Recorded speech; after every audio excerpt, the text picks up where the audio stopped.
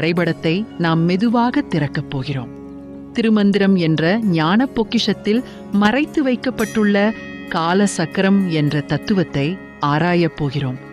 இது வெறும் தத்துவ பேச்சு அல்ல, இது உங்களை நீங்களே கண்டறியும் ஒரு பயணம். அன்பே சிவம் என்று உலகிற்கு உணர்த்திய திருமூலர் இயற்றிய திருமந்திரம் ஒரு ஆன்மீக களஞ்சியம். அதில் யோகம், தத்துவம், மருத்துவம், வாழ்வியல் நெறிகள் என எல்லாமே அடங்கியுள்ளது.